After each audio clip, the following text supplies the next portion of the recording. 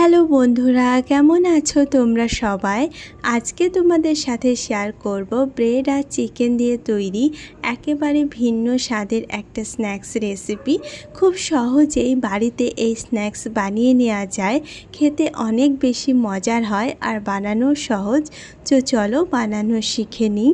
এটা বানাতে এখানে নিয়ে নিয়েছি 2 চামচ তেল, আর এর মধ্যে দিয়ে দেব হাফ চামচ জিরে, তার সাথে 3টে কাঁচা লঙ্কা কুচি, 1 চামচ আদা কুচি। এখন খুব ভালোভাবে এটাকে ভেজে নিচ্ছি। খুব সুন্দর একটা ফ্লেভার বেরিয়ে আসলে এখানে অ্যাড করব ভেজিটেবলস। এখানে নিজের পছন্দ মতো যে কোনো ভেজিটেবলস অ্যাড করা যাবে। এখানে আমি নিয়ে নিচ্ছি গাজর 1/3 কাপ, আর তার সাথে সাথে ক্যাপসিকাম নিয়েছি 1/3 কাপ। একটা মিডিয়াম সাইজের এখানে আমি নিয়ে নিয়েছি পেঁয়াজ। এখন এটা খুব ভালোভাবে হালকা ভেজে নেব। এখানে যে ভেজিটেবলসগুলো ইউজ করেছি সেগুলো দিলে এটা অনেক বেশি টেস্ট হবে, সেক্ষেত্রে নিজের পছন্দ মতো ভেজিটেবলস এখানে অ্যাড করা যাবে। এখন এটা হালকা ভেজে নিয়েছি। এর মধ্যে অ্যাড করব চিকেন। চিকেনটা আগে থেকে সিদ্ধ করা আছে। 1 কাপ এখানে সিদ্ধ চিকেন নিয়েছি, বোনলেস চিকেন। সাথে হাফ চামচ অরিগ্যানো, হাফ চামচ ব্ল্যাক পেপার, হাফ চামচ জিরের গুঁড়ো, হাফ চামচ গরম মশলা, 1 চামচ এখানে অ্যাড করেছি লবণ। খুব ভালোভাবে এটা মিক্স করে নিচ্ছি। চিকেনটা যেহেতু আগে থেকে সিদ্ধ, তাই চিকেনটা কুক হতে টাইম লাগবে না। চিকেনটাও ভেজিটেবলস আর মশলার সাথে ভালোভাবে ভেজে নিচ্ছি 2 মিনিট ধরে। 2 মিনিট ধরে খুব ভালোভাবে এটা ভেজে নিয়েছি। এখন এখানে অ্যাড করছি চিজ। এখানে আমি নিয়ে নিয়েছি স্লাইস চিজ, যে কোনো চিজ অ্যাড করা যাবে। সাথে নিয়েছি 3 চামচ মতো দুধ, আর এর সাথে অ্যাড করব একটা স্লাইস ব্রেড। মজারেলা চিজও এখানে অ্যাড করা যাবে। এখন এটা খুব ভালোভাবে মিক্স করে নিয়েছি। এখানে মিক্স করতে দুধটা অ্যাড করেছি, তবে দুধের জায়গা এখানে জল দিয়েও এটাকে মিক্স করা যাবে। এখন এটা খুব সুন্দর একটা স্টাফিং তৈরি হয়ে গেছে, একেবারে অন্য স্বাদের, খেতে কিন্তু দারুণ লাগবে। এটার টেস্ট বাড়াতে এখানে আমি নিয়ে নিয়েছি সস 2 চামচ মতো। এখানে দিচ্ছি টমেটো সস। যে সস অ্যাভেলেবেল আছে সেই সসটা অ্যাড করা যাবে। বেশি স্পাইসি পছন্দ হলে গ্রিন চিলি সস বা রেড চিলি সস ইউজ করা যাবে। এখন এটা রেডি। এখানে একটা বাটিতে নিয়ে নিয়েছি 1/3 কাপ ময়দা, আর এর মধ্যে দিয়েছি হাফ চামচ লবণ, হাফ চামচ অরিগ্যানো, তার সাথে নিয়েছি জল। একটা ব্যাটার বানিয়ে নিচ্ছি।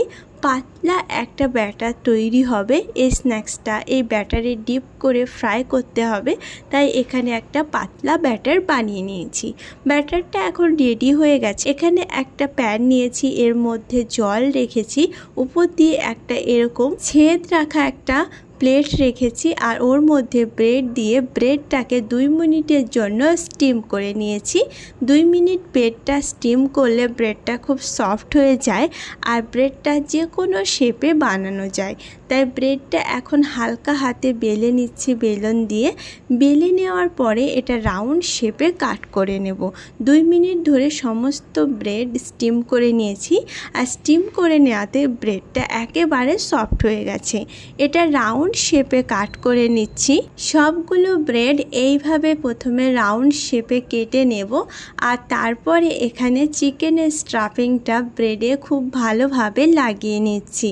এটা দেখতে যতটা সুন্দর হয়, তার সাথে সাথে খেতেও অনেক বেশি মজার হয়। যদি বাড়িতে কোনো গেস্ট আসে তাহলে এই স্ন্যাক্সটা একবার বানিয়ে সার্ভ করাই যায়।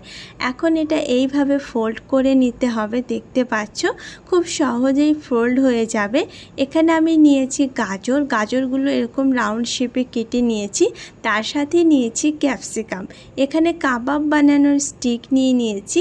ব্রেডের পিসগুলো এইভাবে ফোল্ড করে কাবাবের মধ্যে এইভাবে ফিল করে নিচ্ছি, আর তারপরে এখানে আবারও দিয়ে দিচ্ছি গাজর আর ক্যাপসিকাম। এইভাবে বানিয়ে নিয়েছি, দেখতে কিন্তু দারুণ লাগবে।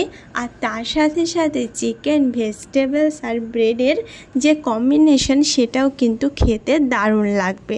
সবগুলো স্ন্যাক্স এইভাবে বানিয়ে নিয়ে তারপরে ব্যাটারের মধ্যে ডিপ করে এটাকে ফ্রাই করতে হবে। যে ব্যাটারটা আগে থেকে বানিয়ে রেখেছি সেটার মধ্যে এটাকে ডিপ করে নিচ্ছি এরকমভাবে। ভালোভাবে ময়দার ব্যাটার লাগিয়ে তারপরে এটা ফ্রাই করে নিচ্ছি। তেলটা খুব ভালোভাবে গরম করে মিডিয়াম ফ্লেমে ফ্রাই করে নেব। যেহেতু এখানে ব্রেড আছে তাই খুব সহজে এটা খুব তাড়াতাড়ি ফ্রাই হয়ে যায়। আর ফ্রাই হওয়ার পর এটা অনেক বেশি ক্রিস্পি হয়। সবগুলো সাইড খুব ভালোভাবে উল্টে পাল্টে ভেজে নিতে হবে।